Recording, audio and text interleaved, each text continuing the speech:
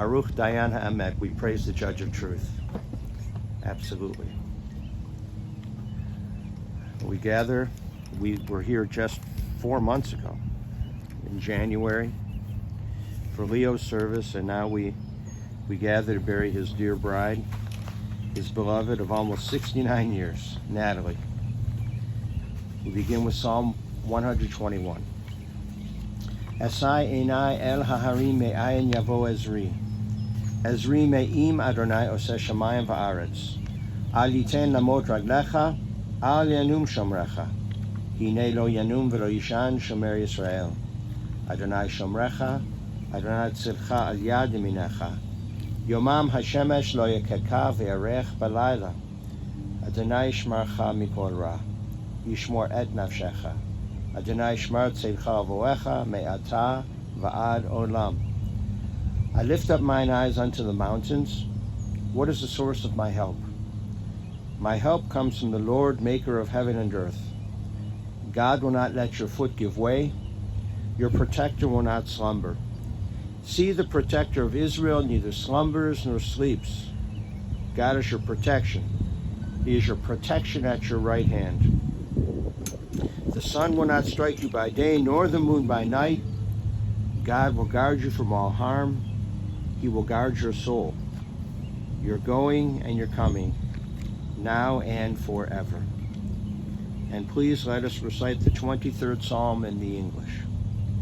The Lord is my shepherd, I shall not want. He maketh me to lie down in green pastures. He leadeth me beside the still waters. He restoreth my soul. He guideth me in straight paths for his name's sake. Yea, though I walk through the valley of the shadow of death, I will fear no evil, for thou art with me. Thy rod and thy staff, they comfort me. Thou preparest a table before me in the presence of mine enemies. Thou hast anointed my head with oil. My cup runneth over. Surely goodness and mercy shall follow me all the days of my life, and I shall dwell in the house of the Lord forever.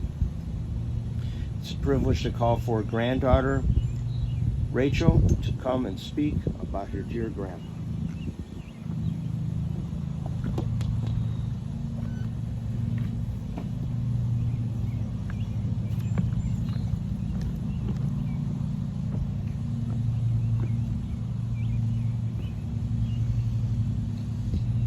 January 8th, I was with Ezra Moshe, and he said to me, it's a whole conversation, why did Papa die? I said it was his time to go. And he said, when will it be her time to go? I said, whenever God thinks it's her time to go. He responded, I think she'll die tomorrow morning. They should have died at the same time to be together. And then Ezra Moshe said, why did she yell at him? And this was in reference to when we were here, Graham, Thanksgiving 2019. Grandpa was stuck in his wheelchair.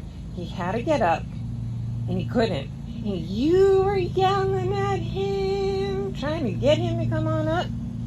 And he couldn't. He just couldn't. You just kept on yelling. And so Ezra Moshe asked why she yelled at him, and I said she was motivating him to get out of his chair. Ezra Moshe said, what is motivating?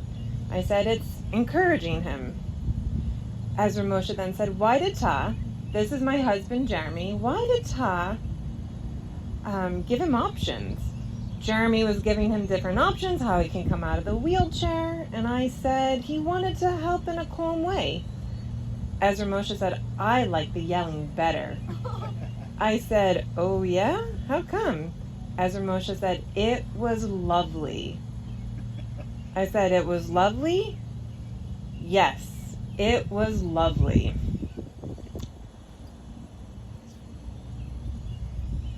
The time has come. Your time came at the right time for you. Just a little bit longer than 3 months after Grandpa passed away. It's really interesting because you really held on. You really held on for the duration that he was alive, and you were strong, you were with it, you were aware, You really took care of him. And soon after he passed, it's like you almost knew that you could let go and you can start that transition. And it reminded me of the story of after high school, you and your family went to California and you met Grandpa and you fell madly in love with him. And you knew you wanted to be with him. After your return to Cleveland, you came home. You came home from California, and you got a letter from him. An excuse that he was a poor boy and he couldn't get married because he was poor. And he was kind of writing that off. And soon afterwards, you became deathly ill with rheumatic fever. And the doctor said the only way for you to get better was to go back to California. Thank God you survived. And after 6 months, you got another letter, or you got a letter, and this letter you thought was from Grandpa. Later did you find out that it was from his sister, but this opened the door and it started the conversation. You went back out to California. Second night you were there, he proposed. And that is how the Gralnick family got started, but it just reminded me that you just were so in love with him and you just wanted to be with him. And here we're seeing months later that you've passed away and God willing you are reunited with him in this other world. In regards to the lessons that you left behind, man, you were a strong woman. You had a lot of strength, and you had a voice, and you let your opinions be heard. And you were strong, and you were comfortable within yourself, and that is a gift. I really hope that gift of being comfortable in your own skin and who you are is passed down to the generations, to the grandchildren and the great-grandchildren, and the generations to come. You taught us to live. We always said we had these two sets of grandparents, the ones who were local, who did the holidays and the sleepovers that were strict and stern, and then there were you and Grandpa who had fun, who lived life to the fullest, who laughed, who was energized, and you really lived. And you were grateful for all that you had. And you were always happy. You were always present in the moment and just good with what was. You didn't have much. And you always said, we lived a simple life, and you would just take money and put it aside and you would save up so that we could have these family vacations from cruises to Disney World. And not only did you just go to Disney World once with the grandkids, but you made sure that we could go by ourselves so we didn't have to argue and not get along, so that we could have this alone time with you, and you made it happen.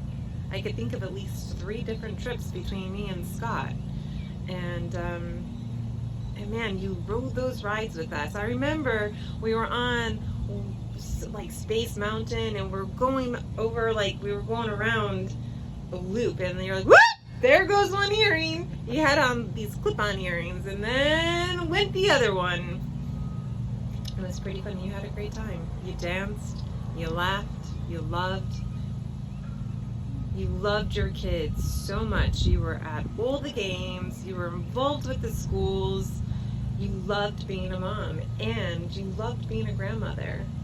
I personally am so grateful that you had the opportunity to meet your great-grandchildren. It's amazing, 2 of your great-granddaughters look very much like you.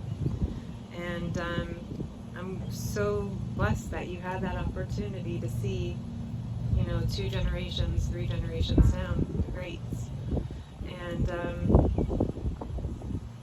you're very loved, and we'll miss you. And really, may you just be blessed with being reunited with the loved ones who have already passed. Be well.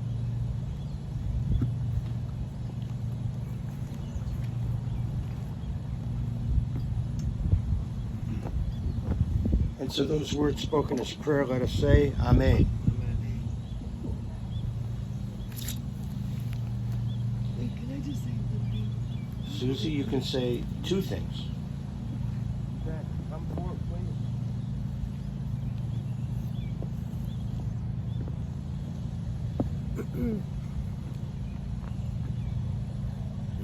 Mom, you know I hate public speaking, but, so I'm gonna do it anyway, just for a second.